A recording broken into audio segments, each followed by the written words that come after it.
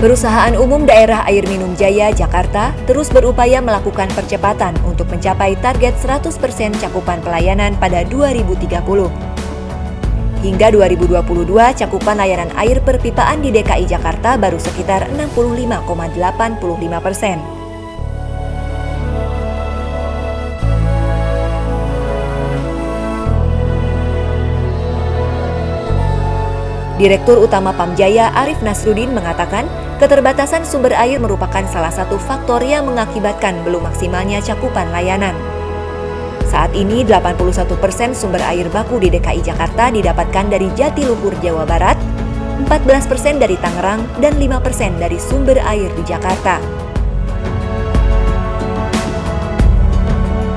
Berdasarkan uji kualitas air oleh Dinas Lingkungan Hidup di 5 wilayah DKI pada 2021, diketahui sampel yang diambil dari Sungai DKI Jakarta terindikasi 1% tercemar ringan, 20% tercemar sedang, dan 79% tercemar berat. Hal itu menjadi tantangan bagi Pamjaya untuk mencapai target 2030. Wilayah garapan yang cukup luas pun menjadi tantangan tersendiri, sehingga di beberapa daerah terdapat perbedaan tekanan air. Di wilayah yang jauh dari instalasi pengolahan air Pamjaya, warga akan mendapatkan tekanan air lebih kecil dibandingkan warga yang berada dekat IPA. Hal itu dikarenakan pada jam sibuk, warga di sekitar aliran air akan membuka keran secara bersamaan.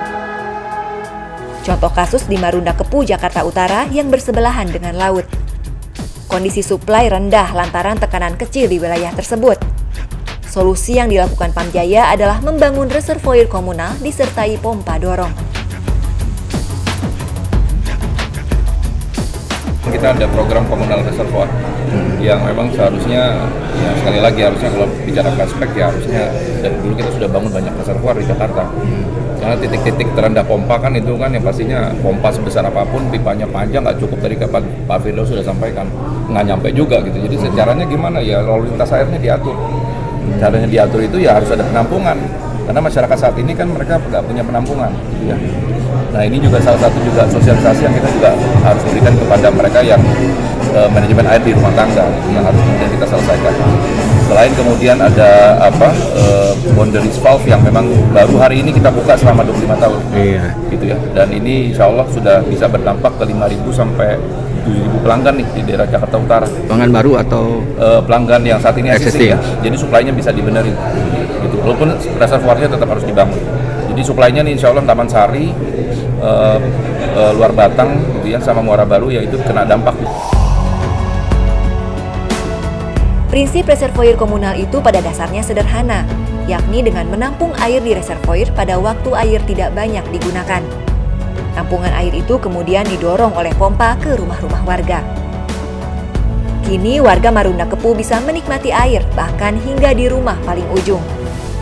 Solusi itu terbukti berhasil dan akan direplikasi ke beberapa wilayah seperti Jalan Cilincing Huk Cacing, Jalan Raya STIP Marunda Makmur, Waduk Pluit Jalan Muara Baru Penjaringan, Kelurahan Taman Sari, Gompol Paya Kalideres, Booster Pam Tambora, Duri Kosambi, dan Kebon Kosong. Arif menjelaskan upaya-upaya itu dilakukan untuk menjaga ketahanan air bersih di Jakarta. Ada 3 jurus yang menjadi fokus garapan Pamjaya, yaitu akses air yang aman digunakan, dan air yang terjangkau. Ketahanan air merupakan langkah penting untuk mendorong kedaulatan air di DKI Jakarta.